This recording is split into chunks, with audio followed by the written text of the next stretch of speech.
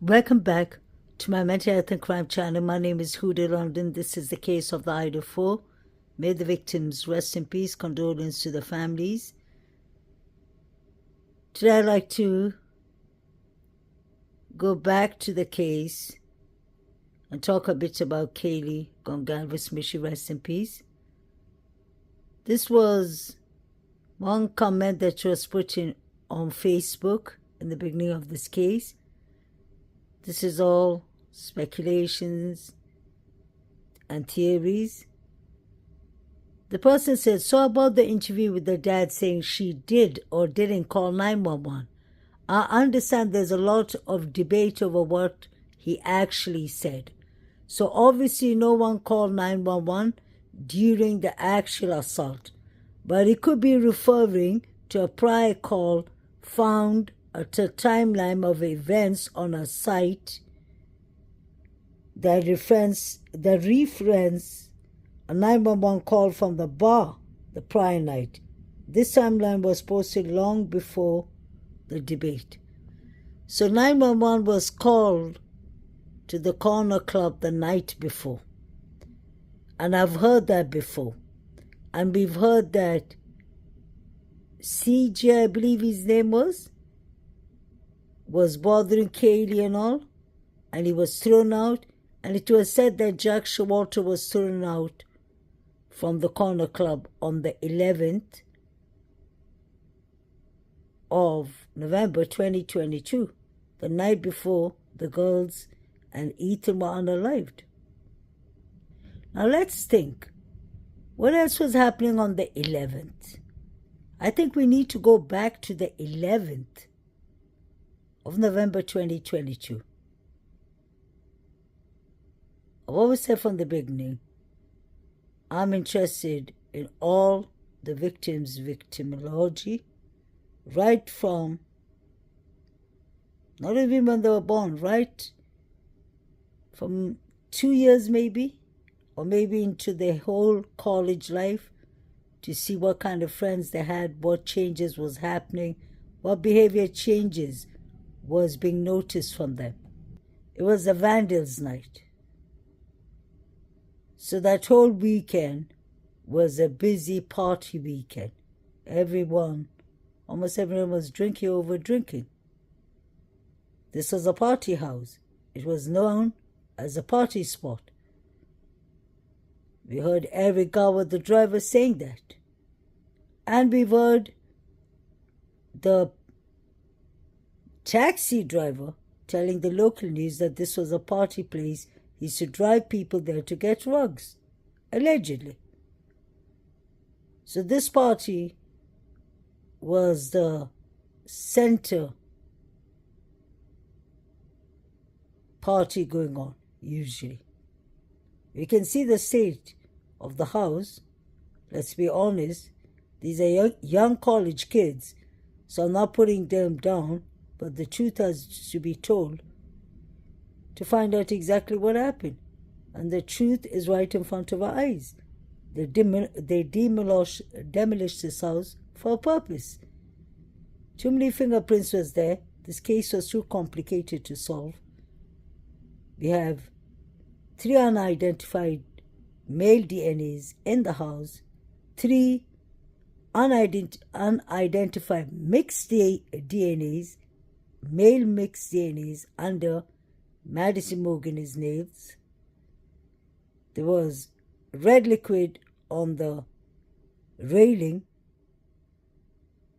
of mixture of blood.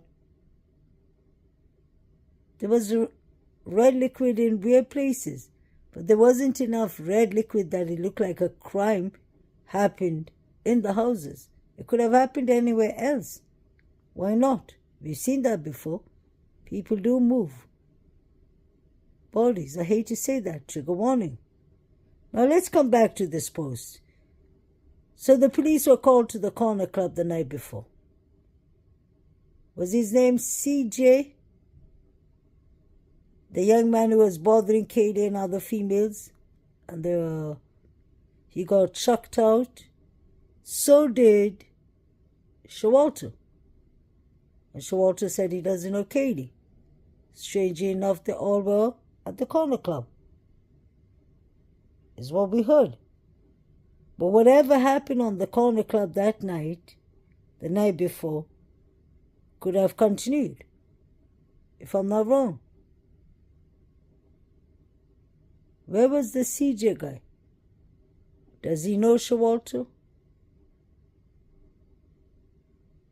Could he have come back for revenge is my question. I hope they show us a report about the CJ guy and if the police was called on him. I think it's important. Could Kaylee's stalker have been at the corner club without Kaylee knowing it? Was somebody paying attention to Kaylee? This is Bethany Funk and Everwood, I believe. Looks like it's in the Sigma Key party. I wonder if it was from that night or the night before. Pay attention to what's written above. Dylan Mortensen via Vsco and Bethany Funk via Vsco. So that clearly shows that DM, Dylan Mortensen, and Bethany Funk, the two surviving roommates, Dylan being the main witness, both have Vsco, VSCO, accounts. Was the Vsco account being checked because there were pictures of Dylan Mortensen and her boyfriend Quinn Kelly from that night on the Vscos, according to the rumors in the beginning? Remember what the officer told Emily, the detective, in her interview. He said, follow the rumor mill. Listen to the rumor mill. He said, because there could be some truth in it. This is not rumors. Dylan Mortensen via Vsco and Bethany Funk via Vsco. And Dylan Mortensen did not mention Quinn Kelly. Why didn't they check? They would have found the pictures. Dylan allegedly was out with Quinn Kelly up to 1 a.m. and he was in the house with her.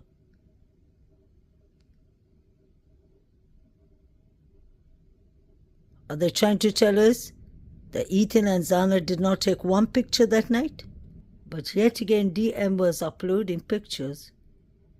Why didn't she take a picture that night with one of the victims or any of the victims? She did take pictures with Maddie and Kaylee, but she was wearing another dress.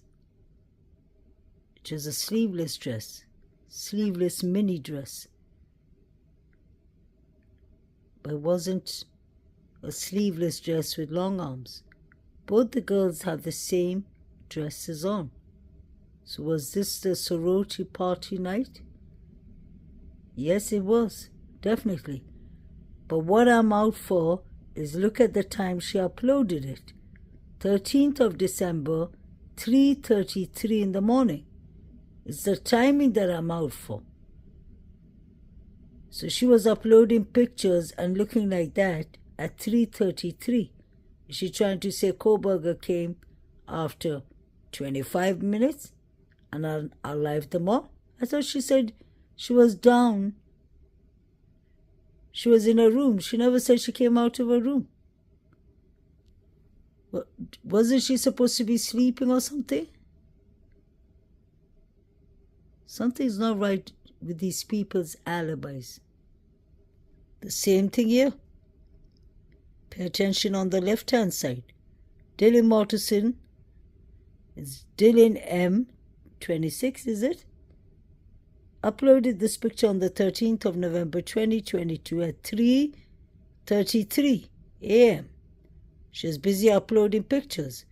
Was that when she unalived all 4 of them? Oh, sorry, my bad. When 4 of them were unalived. You see her showing the finger in the other picture. What was actually going on? She's the one who made sure that Kaylee would come up that night.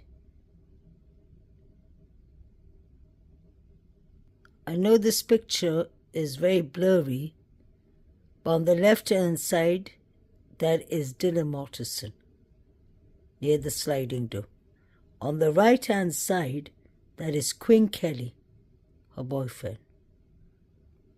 My point is that Quinn Kelly has been in Moscow, Idaho, a couple of times. He says that he wasn't there that night, and he said he's never set a foot in Moscow, Idaho. So a pattern of lies seems to be normal for these college students, especially the Jacks, Quinn Kelly, Jack D's alibi. He lied and he said he was at the corner club and came home at 1 a.m. and he slept at 1:30. False, lies, false. A picture is taken of Jack D, Maddie, and Kaylee at 1:34 a.m. I've shown you that plenty of times. You can go back to the last couple of videos I made of Jack D and check his reports, the evidence they found in his house, bullet fragments, bullet drops, red liquid drops, 5 to 6. His professor was concerned. Jack D is just a non-soft subject. But let's come back to Quinn Kelly. You can literally see him entering the sliding door, and he was mentioned as one of the witness in the witness list. So Quinn Kelly needs to be paid attention to. I've said that a lot from the beginning, that Quinn Kelly is an important character. Why didn't DM call Quinn Kelly? If she's scared, if she allegedly saw a man with a mask, where was the KNIFE? Koberger should have been carrying the knife because, let's not forget, he left the knife sheath allegedly in Maddie's bed. So wouldn't the knife be dripping of red liquid? What is Dylan trying to tell us? And why is Dylan lying? Her boyfriend was seen there with a beige or creamish color car. So was he the one driving the white Hyundai Elantra? His father has a black truck like the one that was passing by Taylor Avenue. Could he have been driving that one? Why was DM's father passing threats in the beginning and saying anyone who talks my daughter will have it out with me? And he was flexing his muscles. What was going on? How come everyone who's involved in this case seems to be from Boise, Idaho? How come the case was finished in Boise, Idaho? This whole case has a lot to do with Boise, Idaho. It started in Moscow, ended up in Boise, Idaho. Jack Showalter is from Boise, Idaho. Maddie's boyfriend is from Boise, Idaho. Dylan is from Boise, Idaho. Literally everyone is from Boise, Idaho. Let me know what you'll think about this. Please like, share, and subscribe.